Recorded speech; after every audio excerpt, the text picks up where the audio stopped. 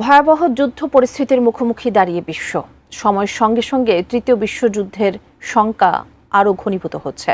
কিন্তু প্রশ্ন থেকে যায়, যদি সত্যি একটি বৈশ্বিক সংঘাত শুরু হয়, তবে কোন দেশ কোন পক্ষ নেবে, আর সেই যুদ্ধে বাংলাদেশের অবস্থানই বা কী হবে? বিস্তারিত আরিফ হাসানের প্রতিবেদনে।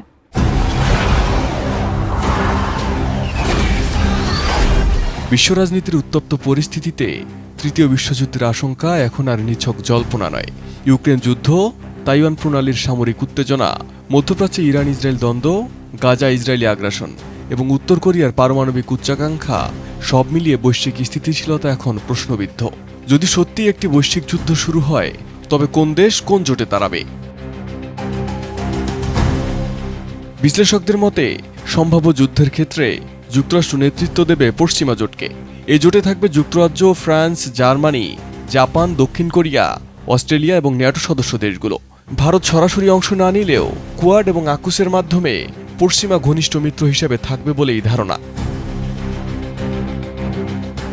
অন্যদিকে রাশিয়া ও চীন গঠন করতে পারে একটি অপশ্চিমা জোট। তাদের পাশে থাকার সম্ভাবনা রয়েছে ইরান, উত্তর কোরিয়া, পাকিস্তান, সিরিয়া এবং কিছু আফ্রিকান রাষ্ট্রের। বিশেষজ্ঞরা বলছেন, এই জোট অর্থনৈতিকভাবে তুলনামূলক দুর্বল হলেও সামরিক ও কৌশলগতভাবে আগ্রাসী ভূমিকা নিতে পারে। সঠিক প্যাড আর সঠিক তথ্য দিয়ে এসব সামলে নিব এক হয়ে। Mona Lisa sanitary napkin. ভারত একদিকে যুক্তরাষ্ট্রের সঙ্গে কৌশলগত অংশীদার, অন্যদিকে রাশিয়ার পুরনো মিত্র। ফলে যুদ্ধ শুরু হলেও ভারসাম্য রক্ষা করা ভারতের জন্য বড় চ্যালেঞ্জ হয়ে দাঁড়াতে পারে।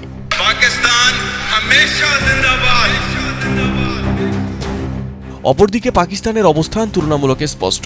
অর্থনৈতিক সংকটে থাকা দেশটি চীন ও রাশিয়ার ঘনিষ্ঠ মিত্র এবং ভারতের বিপক্ষে অবস্থান নেওয়ার সম্ভাবনাই বেশি।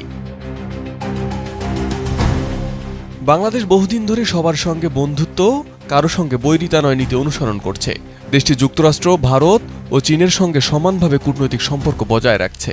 যদিও বর্তমান পরিস্থিতিতে ভারতের সঙ্গে কিছুটা দূরত্ব স্পষ্ট, তবুও যুদ্ধ পরিস্থিতিতে বাংলাদেশ সম্ভবত নিরপেক্ষ অবস্থান নেবে। তবে মানবিক সহায়তা ও শরণার্থী সংকটে জড়িয়ে পড়ার আশঙ্কা রয়েছে। বিশ্লেষকরা বলছেন, যুদ্ধ না চাইলেও প্রস্তুত থাকতে হবে।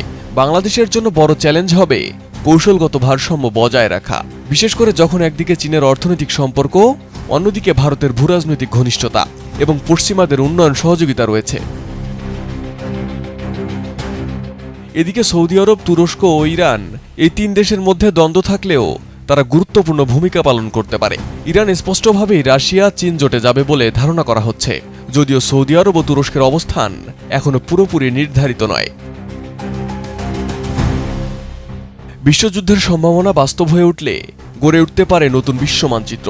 তবে বিশ্লেষকরা বলছেন, কূটনৈতিক বুদ্ধিমত্তা, জোট নিরপেক্ষতা এবং কৌশলগত বন্ধুত্বই হবে ছোট দেশগুলোর টিকে থাকার চাবিকাঠি। Arif Hasan, ATN news.